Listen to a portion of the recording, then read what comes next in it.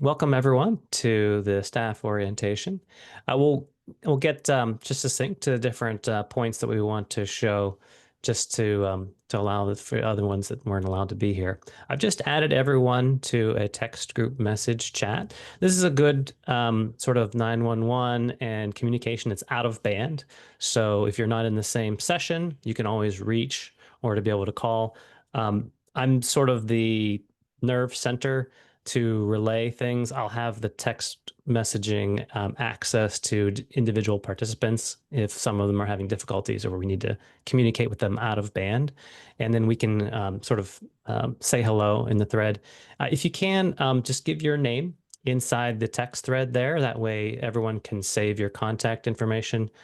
Um, and Where's the text thread? I don't see anything. So you should in your the phone number that we have on record for you, we've sent a group thread text thread. So if you've checked to see on your phone, if you've have a welcome message, No, should I don't there. have anything. Let's see, did I add you? Does You everybody else sending it have? to the right phone number for her, to her cell? That might, yeah, you know what?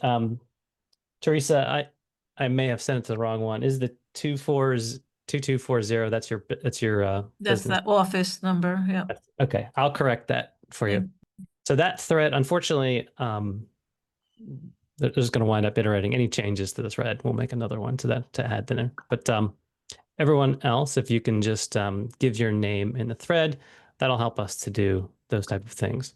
I'm going to provide co-host to everyone so you can see the co-host privileges. Andrea, you're now co-host. And next, Lynn.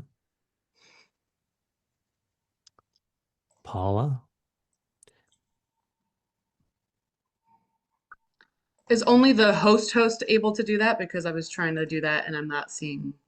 Yeah, the co-host privilege does not self-replicate. So yeah, it has to propagate from the host itself. And Luke, I believe. There you go. So you'll see an advanced set of options. You do have the recording function. Don, you can speak to this. I believe the sessions are set to auto record when the session starts. Is that accurate? Yep. I assume it is when a co-host begins the webinar. I think that's how Zoom works. So if all the attendees are just sitting waiting to come in, it won't record until one of the hosts starts the session.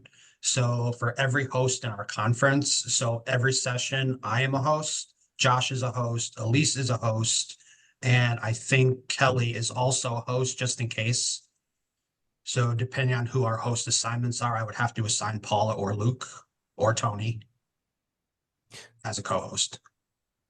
Right. And there is an additional wrinkle to it for Zoom events where it will have a start time. So the sessions will have a designated start time, and the recordings will be somewhat depending on the settings, how we arrange that. But that's likely. So you can join your sessions early without the the risk of being recorded. The other thing too is that making the sessions available afterwards for the recordings, the permanent recordings, those can be edited too. So if the things afterwards, or if the session goes longer, or starting earlier, if you hear the record warning come on, no worries. We can always cut those out and trim those out for our final end points. Question on that though. I know last year we had it set up where the settings was once the session ended, Zoom events kind of automatically started rendering and then would post the recording to the Zoom events thing. So that would not have time to be edited or anything like that. Like, is that still the settings that we have? Yeah, the recordings will be made available immediately upon processing. And as you adjust them or edit them, they'll correct the links that people get live. So as soon as you get to them and edit them, they can be, it'll change what people see. It'll basically update that record. Okay. It's important to know just some of the basic functions around Zoom as a host, whether you're sharing documents or events or different types of events. I didn't ask. Sometimes I ask for folks to bring an actual demo presentation or showing the scene. So I didn't bring anything for that that particular session, but I can do an example share just to show you what the experience will be like for the sharing. And we'll just make sure if you have, we could probably skip that for if you actually have some experience. Some people are more familiar with Teams, but you'll notice the experience. If you have a there's a single monitor and a dual monitor experience inside of Zoom. If you have two monitors, one of them can be dedicated to the share and you still have access to your gallery. If you're on a single monitor, then you'll likely have a floating Zoom gallery. There's also a setting in the top right corner that you can tell the participants, especially if it's a panel discussion, to adjust to their taste. So you get the view of, in the top corner, you'll see the view next to the host, the share plus, whether you want to include the gallery or the active speaker for their view. I'm going to stop the share now, and anyone who would like to try or to use some of the sharing, you can simply share a document or another thing. Anyone like to give that a try? And just so folks know, it's more likely that the speaker is going to be sharing their screen. So you'll just want to be able to direct them in case they are having questions. So you won't probably have to share stuff on your screen, but just know how it works so you can help the speakers.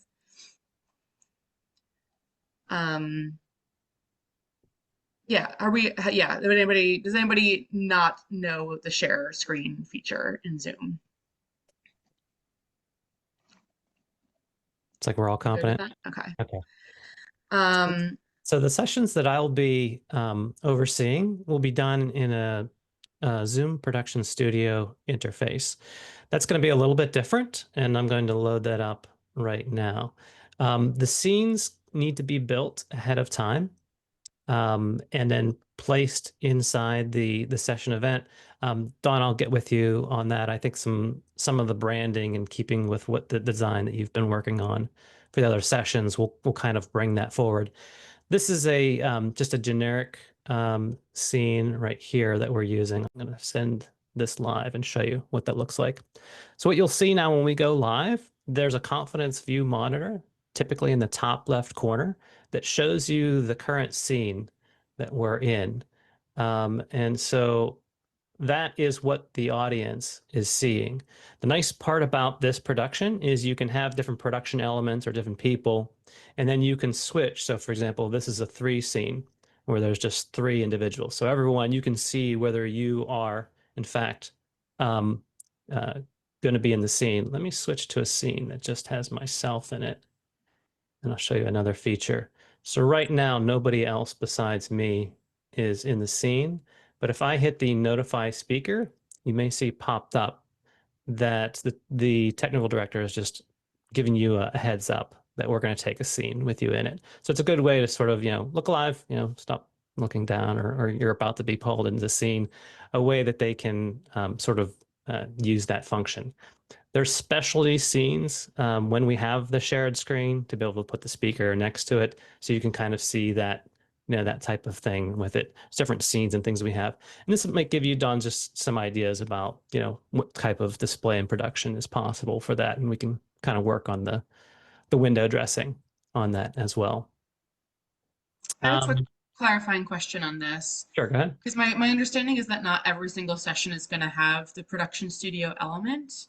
So if somebody is working on a session that doesn't include the production studio, I think the kind of next best thing is, especially if somebody is sharing their screen, or actually, honestly, whether they are or not, is just spotlighting speakers. Does everybody know how to spotlight particular people? So say you're in a panel and one person is like delivering one person is speaking, like they have their statements and stuff, and you want to just have them taking up the full screen. Does everybody know how to spotlight a particular speaker or more than one speaker at a time? Okay, cool. Should we go over that real quick? Yeah. So say I want to spotlight, I'm going to spotlight Lynn. So if everybody looks to their participants bar on the right, you find the person that you want to spotlight. So I found Lynn. I'm going to go to the 3 little dots to the right of her name, and then I'm going to click spotlight for everyone. And now Lynn is the big picture. I want to add somebody. I'm going to add Andrea. Is it Andrea or Andrea? It's Andrea. Andrea. Okay. So I'm going to add Andrea. So say they're having like a conversation between the two of them. I'm going to add that spotlight. So now it's the two. And then say Lynn has done talking and we can move her kind of back into the background. Same thing, click on those three dots next to her name and then just remove spotlight. Now it's just Andrea. And so you can add as many people to the box at once, and you can remove them as well. So just be careful that don't click on the pin, because if something's pinned, it's only visible to you. So the spotlight is all the attendees can see.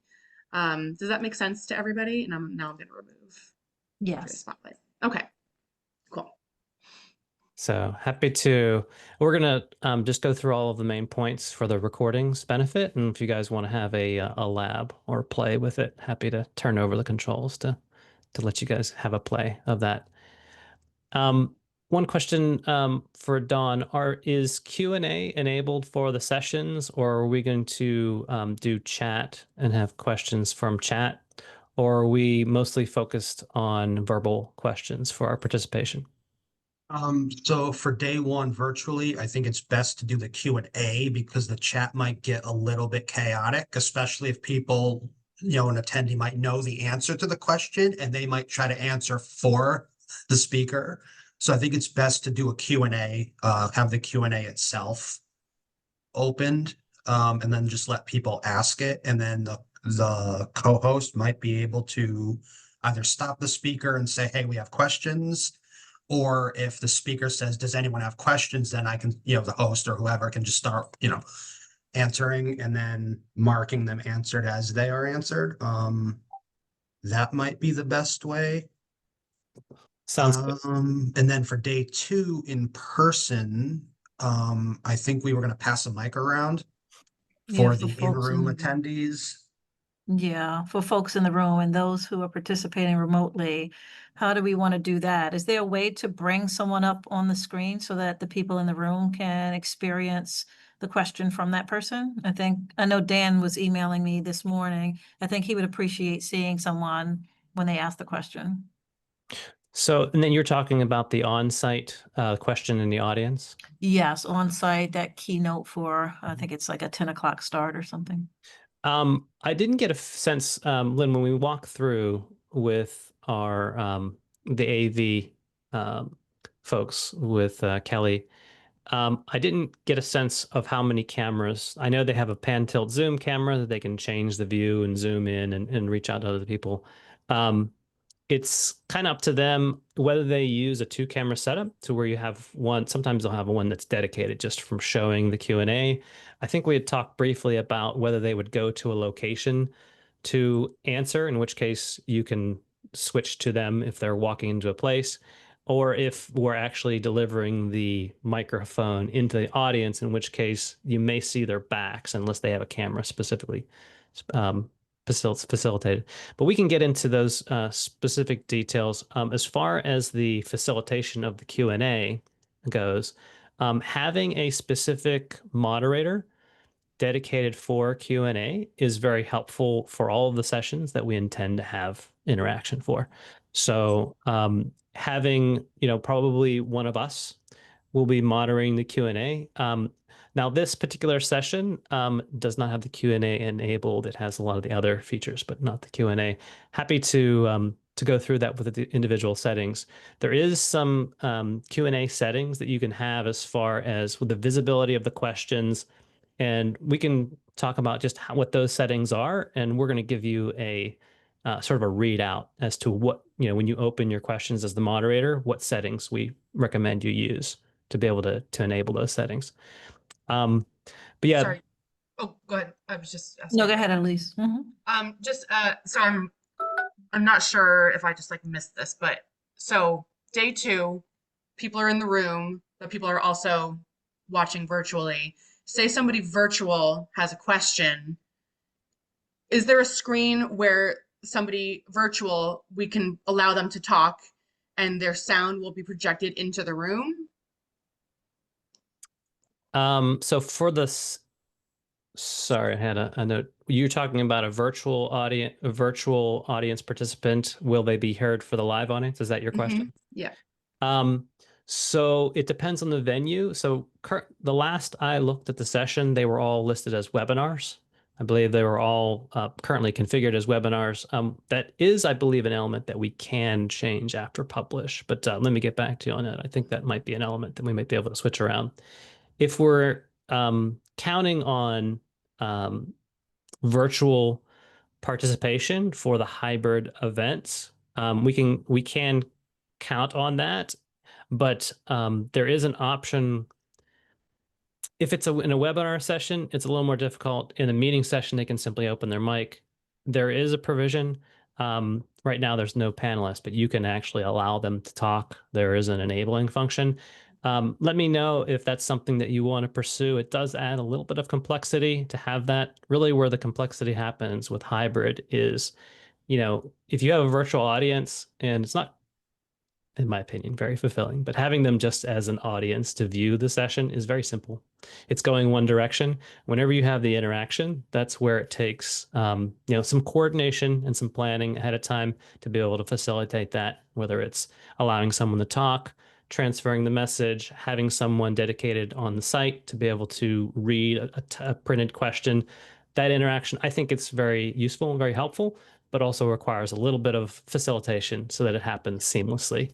And then whoever is moderating the panel in the actual physical room would need to have some way of seeing, oh, there's a question in the virtual. It just gets very complicated. So yeah, text yeah, is it depends on how much you want that. works out pretty well. So, and that's the thing too, like as compared to handing the microphone around for the in-person settings, there's gonna be some delay time before someone can walk up to the person, and then they're gonna have to make sure the mic's checked, and and maybe you don't want to give them the microphone, maybe you want to hold it so they don't, do their own microphone things. All that takes a little bit of coordination. It does kind of slow the pace down a little bit. The advantage of having text questions is that they are formulated. They've actually been composed ahead of time, and you have the question from front to back. They can be moderated ahead of time. If there's any off-topic questions, the moderators can get ahead of that particular thing if that's something that you're, looking to clamp down on. So using the standard of a text question does streamline things in that way. Obviously, there's the magic of someone, live going on camera. And maybe that's something we can discuss as to whether the infrastructure is there for the on-site team, if they've got someone that can show a camera to it, or we're just going to hear their voice over the audio of them asking a question. That there's no problem as far as the virtual audience hearing that question, but that's on the on-site production. Yeah, can we take that discussion offline? Because I think that one really deserves us to really think through it, and I don't want to take away from the host training. But there's so much value in doing it either way. And I was thinking through, Dan will not be able to see the audience, the virtual attendee. So let's take that offline and maybe create an ideal scenario there. Yeah. Right. But the main friction that you're going to run into with your participant is that they haven't arrived. Now, you will have the permissions to join the different sessions. The good news there is that for whatever reason, you will be able to get the session up and open. Sometimes it's something we could consider to have something to display starting soon, a slide that you can share if you have to tap dance waiting for something to happen. Let me know if that's something you're interested in. We could do something maybe along the themes, Dawn, of what we've done for the session, a branded, starting soon slide that they can share for that instance. Ideally, the success of the attendees joining their sessions are going to be using the registered links that they've been sent and signing into it.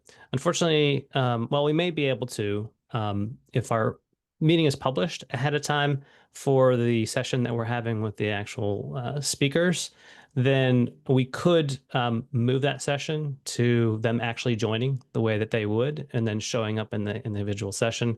Let me know if that's something we can facilitate. Otherwise, we're going to do it in the same type of webinar setting and just give them the basics of how they can facilitate the meeting. The important thing is that if they've been invited at a particular email address, they need to join at that email address. And sometimes there's some confusion around that. Even if you've signed in on your Zoom client, so the Zoom app is not really the determining thing as to which account you're going to. So the exercise that I often encourage the attendees is go to the website, zoom.us or zoom.com, sign in, and then if you're signing in as the email name that you've been invited, that means that you're going to join with that ID, and that ID has the permission to join with the privileges that have been endowed to that specific account. Now, worst case scenario, you have some friction or not able to have the attendees join. There are ways of creating a last minute link that you can take their email address they're using and give them an additional link.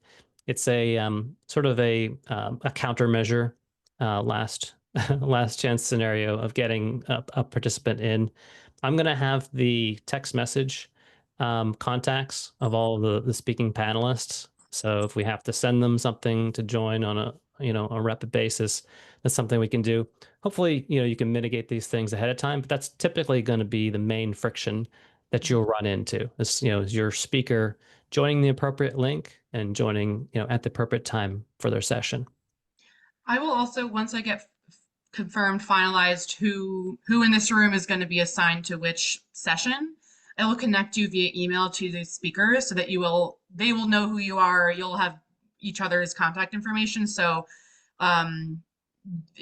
check your email. If something is happening and your speaker is not showing up at their appointed time, check your email. You may be getting a panic like, help, I can't get an email. So that you'll be able to contact them that way. Josh, do you think it would be helpful, just because I know this is a little bit different from Zoom webinars outside of Zoom events, to just go over kind of the backstage thing again? Because I don't know if people were hearing us before when we were getting people in from backstage. So Yeah, I think that might be helpful for folks. yeah, and that's helpful. We can record that here in this session. So when you join the session, automatically, if that is enabled in the settings, and I believe it is for our accounts, you'll be joining through Backstage. And Backstage is great because it's a staging area that you can use before you go live into the webinar. It's not great, however, if you think you're talking to an audience and you're backstage. The key tell of that is if there's other content or there's other presenters and you arrive and they're already populated, you'll see the top section of the backstage will show you the program view. So it'll actually show you all of the individual windows of the people that are there. And by default, the volume is turned off. There's a volume slider that you can slide up and down, which is really useful and helpful when preparing participants, because you can share their slides, you can talk to them all without being in front of the audience, and then you can enter them into the webinar intentionally, when you intend to do so. And the key is at the bottom of your interface, at the bottom of the Zoom window, you'll see a button that says Enter Webinar, a door icon at the bottom corner, usually the bottom right, which will say Enter Webinar. Conversely, if you wish to go back to those, right now, all of the people in this webinar are able to see in their interfaces enter backstage. So there's sort of a two-way situation back and forth. One word of caution, you will have co-host privileges. That means when you leave the meeting, if you have to do so before the end of the session or for any particular reason, there is an option for you to close the webinar. So you have the big red button available to you. If for whatever reason you have to exit the webinar for whatever reason, you can leave yourself and just pay attention to the dialogue. It'll say end webinar for attendees, end webinar for all for the session, and leave webinar. You want the leave webinar button for that particular Don't shut it down for everybody unless that's it is. And they have coded in a big red button. So it has the nuclear branding on it as well. That's the most basically a thing that you can do. As co-host privileges, you can go to the participants list and send people back and forth between backstage and between the main webinar. So that is a helpful tool without having to go there themselves or to ask them. You can move them front and back. I did hear some noise about some interest, possibly some different items about breakout rooms. I don't know if that's something we're planning or if it's something that's in events. So, Don, actually, I had a question that maybe Teresa is the one to answer, but I was looking over the descriptions of the various sessions, and some of them seemed like they were intended to be like very participatory, like we'll be breaking off into small groups for this group discussion. And so obviously the webinar is not like ideal. I mean, it's just kind of workarounds, but it's not ideally set up for that. Are we What I don't want to happen is a speaker is expecting to have a meeting situation where they could just see everybody's faces, they can hear everybody talk, and then they show up and it's a webinar and they're like, I didn't, this is not what I prepared for. So is it worth, because I know we can change the structure. I mean, you can change the format of the events in Zoom events to have some be meetings, some be webinars. Is it worth asking the speakers which format they prefer? I don't want to open a whole can of worms in that way, but I don't want to, I want to avoid issues the day of people coming in and not being able to expect. Yeah, I think so. Last year we sent an email to the presenters asking them which they prefer. Most were okay with the webinar option, but a couple wanted meetings. I know once the session is live, you can't go back and change it, Right. especially while people are already inside. So we would have to know in advance. I know Zoom added an option to let you choose neither, but I don't know what the result. So there's a third option now. You can choose webinar, meeting, or neither. I don't know if you choose neither what that will produce. I haven't tried it. I don't There's sort of know. placeholder, yeah, sessions if you want a non-attending per session. Yeah, it's sort of a way of So doing that's that. like to show the people who are going to be in person that like lunch is happening, but you're not going to be joining it via Zoom. So like I think it's just kind of a schedule. Yeah, it's a thing to note that something's happening on the schedule, but it's not virtually accessible. That's what I would assume. Um, I I know it may involve a little bit more work and back and forth, but I think it would be worth it to just ask all the speakers which format they prefer so that we can set that up ahead of time and avoid issues the day of. Yeah, maybe yeah, it might be good to ask in the sense of we had originally intended to have webinars, but if you feel that Mhm. unmuting participation is helpful in your event, let us know and we'll make that exception for you.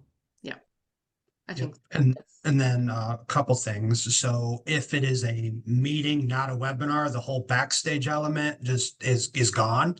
it'll be You a go, standard waiting room. So yeah, there's a waiting room, and then when you hit the start button as the co-host, everybody gets admitted, the speaker gets admitted, the co-host gets admitted, and then you just have a room full of, anyone can speak, anyone can share their video, and it's just a huge, like, anyone can just start talking or whatever. mhm. So there's no backstage functionality, which sucks.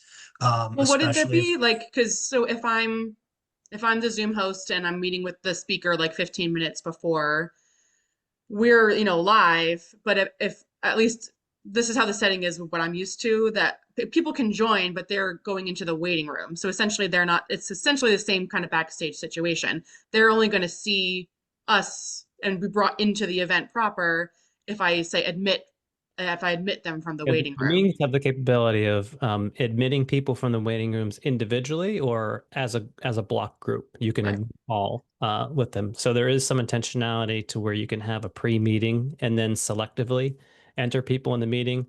But I think Dawn's point is that if you decide that format, then you can expect the cacophony that may Right. follow with a large volume. I mean, it helps to have the setting that it like mute people on entry so that they're automatically muted when they come in from the waiting room. Um, I haven't had too much problem with that. I mean, maybe if it was like a huge group of people, it would be a little bit more difficult. But you can also mute somebody if they for some reason turned their microphone on when they shouldn't. I can just go to their name, hover over it. Like you can see it right now. I can mute One sort of, whoever. like I say, if we decide to activate that format, there's a mute all. One kind of nice thing to start off webinar sessions, if people entering, you can have that as a default setting for those meetings. That's in the meeting settings as well. But you can mute all and then have the speakers deliberately unmute. That sometimes if people are unaware of their mute state, that can help mitigate some of the chatter, unintentional chatter as well. But yes, I want to basically kind of get our session kind of closed up in the 30 minutes for our side. I don't want to keep you guys any further. Is there anything else we want to leave for the recorded audience? And then we can do some labs afterwards. Anything that we would like to include as far as events? So I'll just let everybody know I'm working on a document that kind of puts what we discussed today in writing so that you can refer to it and in case some of this you want to just go over on your own.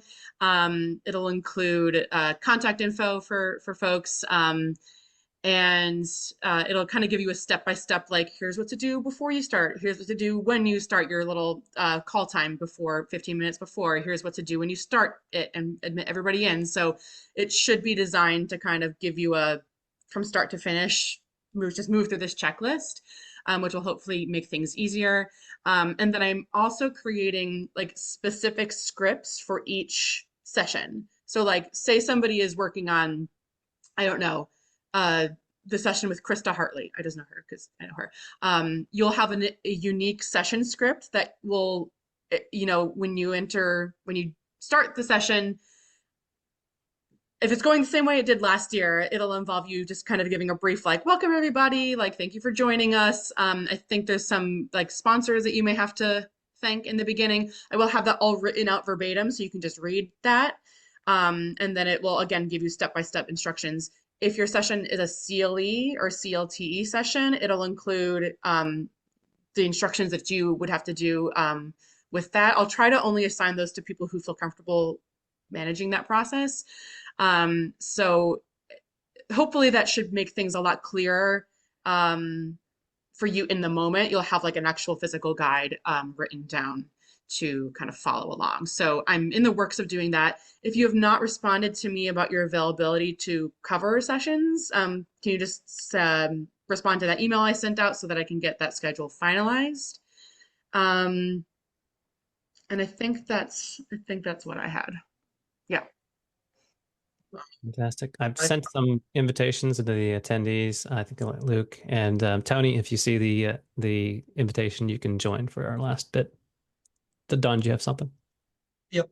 So this meeting we are in now, you set that up as a webinar. Correct. So when we all came in and we could not hear you, you were in the webinar and so we couldn't have gone backstage, correct? Because we weren't co-hosts. So the way you entered the webinar is as an attendee, and then you were given a notification message to join to be promoted as a panelist. We added the little tick box, and what that did is that brought you, instead of directly to the webinar, it brought you to the backstage. In the backstage, you're able to see by default, but the mute is turned on by default in backstage. And individually, each person has to enable the sound. Yeah. So the only reason I was asking is because typically if we come in as attendees, we can't talk to each other in a webinar. So was there a setting that you enabled to allow us to share video and chat somehow? Yeah. Yeah. So it's actually the exception that we made to bring you in as a backstage participant. By default, if you don't tick the box whenever you promote someone, and then again, this isn't typical. Typically, the speakers will come in directly as a speaker, but the reason for the change is that we are promoting people that joined as attendees. So attendees, you just have to have the link to join, whereas a speaker has permissions to join directly as a speaker, and they won't start in the session. However, they will start in backstage before the webinar begins. They'll all rally there, but you'll be there with your cohort, your other people that are in the sessions with you, and no one will see you as far as the attendees go, but you'll be able to talk and see, and that's sort of that staging area's purpose in the backstage area. Yeah. So that all made complete sense. I was just curious how we were able to turn on our mics and our video before we were moved backstage in a webinar, because I thought webinar participants are muted and can't turn on their mics or video by default. We promoted you to panelist. When So did the promotion happen? Was it before we got there? Because before you even promoted us, we were able to see each other and speak. Yeah. Well, this would be after. So ordinarily, you would be a viewer only as an attendee. Yeah. And then the co-host, what you can do, actually, oh, everyone's here, so there's no one to see it. So in the participants list, Tony has joined us. So I was going to say, this is a good lab exercise. You can send an invitation to promote that person to panelist, and there'll be a little pop-up on their screen to where they can accept. Unfortunately, it does. I mean, this is not really a usual way that we onboard people, but it is an exception that, yeah, if someone shows up in the audience and you want to bring them on board, that is an avenue that is available to you. In that case, you have an option to send them to one of two places, but they have to accept the link to be able to Mhm. brought in. Now, once they've accepted a link, if you've sent them to the backstage with all the other participants, you can turn your microphone on and engage with those people in that backstage room. If they've sent you directly to the webinar, then you'll be able to do the same, and then you'll be live on stage in the webinar. Yeah, Yeah. yeah, that all made sense. Yeah, I was just curious because right when I came in, I was able to turn my mic on Yeah, before no, you promoted me. um, yeah, probably if we played that back, you would have accepted the little blue box and joined the webinar. That's probably Hmm. what. Okay. Yeah. Yeah. but also that's a interesting point that in the case that you have a panelist, one of your speakers, who for whatever reason didn't click the right link or whatever, and is like, I'm trying to get in, but I can't, and you see them in the attendees list, you can then just promote them to panelist and then they can be in that way. So like that's happened to me before. So if you're like waiting and you're like, where's so and so? They're supposed to be here. Check the attendees. You can see how you can toggle between panelists and attendees in the participants thing. Check attendees, and if you see their name pop up, you can just be like, okay. So you can then promote them to panelist. They'll still be in the backstage, and like say for whatever reason you have to start, and you're like, this one panelist is still missing, but like we'll vamp until they get here. Just know that even if once you promote that person to panelist, they'll still be in backstage, and you'll have to move them into the webinar for them to be visible to everybody. But that's an option that hopefully you won't have to use, but it's good to know that it exists. Well, and a nice thing about that is that that's one of the possible resolutions of a panelist that hasn't used their appropriate link. So if they can get into the lobby and see the session and join as an attendee, and then be promoted. It's not ideal, obviously, because they can't join until after the session has started in that type of onboarding process. But sometimes there has been occasions in the past where maybe a panelist or a speaker has been assigned to the wrong session, and they can see the other session, they can attend the other session, but they don't have the correct permissions. One of the methods you can use, and this is helpful too, especially for a very dense thing, you'll notice if you look in your participants list, and maybe I can share this for the recorded folks. Okay. So in the panelist, you're not going to be able to see that, right? Okay. Right. Never mind. Forget that.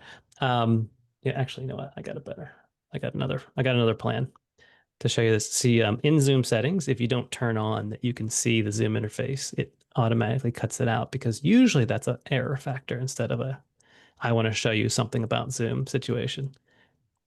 Let's see. What I'm trying to show you is how to sort of find those people and bring them forward.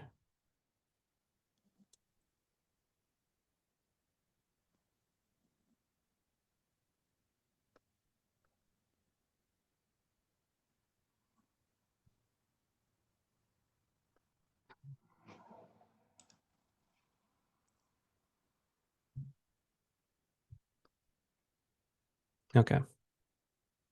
And on my screen, So you'll notice that the participants are bifurcated into two different tabs. The panelist tab is bifurcated into webinar and backstage. So when you have people in both sessions, this is sort of a call out too, where your participants, well, they're either, obviously you can see your audience here. Hopefully they're not there. But if they're attendees and you don't see them, but they've joined, likely they're in the backstage and you can maneuver people. So if you hit on the button to more, then you can direct them, to move to backstage over there. I won't do that to you, Paula, but this is for illustration purposes. Also, on the attendees side, if you get a very large audience, you can search alphabetically. So I'm looking for Josh. There we go. And find the individual person, depending on them. If you know how they've signed in or their name, you can sort of call them up in that sense. So this is sort of a mitigation technique that we can use to if it comes to that, there's a way that we can promote people. There are some sessions that rely on promoting attendees, but generally it's an exception as far as something you'll be required to do. And also from backstage, we can see and hear what's going on in the webinar, so long as we're a co-host, I believe. So by default, you can see what's going on. And we're going to do this after we close the recording. We're going to do a lab and just do the backstage and the panelist promotion thing, just so everyone gets the muscle memory for that. By default, you can see all of the participants. You'll see it's a divided section, and everyone in the webinar, it follows that same sort of layout where the participants you see, it's the top is the webinar and the bottom is the backstage. So you'll see as many windows as there are participants in the top stage. By default, that volume knob is down, and you'll just have to turn that volume knob up to the appropriate level, and then you'll be able to hear what's going on for that session. And if you're there, it's because you've either been promoted there or because you have permissions to enter the webinar in the backstage. By default, when you first join the sessions, if the if the backstage has been enabled, that is where you'll start. So just know that prior to starting, you will be migrating at some point. Feel free to take advantage of that as a rallying point, get everything in a row. And then you can, some productions actually use that as sort of a curtain entry, moving the participants on stage. But it's not necessary. You can start the sessions while you're already grouped up in stage and ready to go as well. It's just helpful to have that separate staging ground as well. So happy to do some of that. We can do some labs. Any other points for the recording that we'd like to include? Just to clarify, the only people who automatically enter the webinar into the backstage once the webinar has started, like say an attendee joins the webinar 10 minutes after it started, they're not going into backstage, they're just popping right into the webinar, correct? You won't have to worry about like moving people in. If it's a meeting, they will go into the waiting room. So they just want to keep an eye on the waiting room. If somebody joins late, like you'll see them pop up as like somebody's in the waiting room, and then you can just admit people as they kind of trickle in. But for webinars, once you've started it, an attendee joins late, they're just in. You don't have to worry about them. Yeah, the natural separation between a webinar as opposed to a meeting is a common area where everyone is in the same space, and they join the meeting and observe it by being in the same space. Video and mute settings apply just to whether they're be able to see or hear or participate. Webinar settings is the attendees that have the ticket to join, they will be in an observation, whereas those with the permissions, hopefully, will go directly to the webinar for presentation. I think I have a question. Not a question. I don't know if I fully understand the production. Like I don't remember the name. Production studio, Zoom production studio. Yeah, I know you said that not everybody's gonna have this, but how would I know? Like I think it's better to be prepared for that. I don't know what to do. I didn't understand. You'll know because I'm the operator, and so if you're in my session, you'll be in Zoom Production Studio. The nice part about that is that you don't have to drive. I'll drive for that and just for the experience of it. So we've just flipped into Zoom Production Studio, and the telltale here is that you'll see that there's a program view that's produced. So this is something that's telling you, what's being produced. That view is going to change. Typically, what I'll suggest, I guess it's a good question, Paula, as well.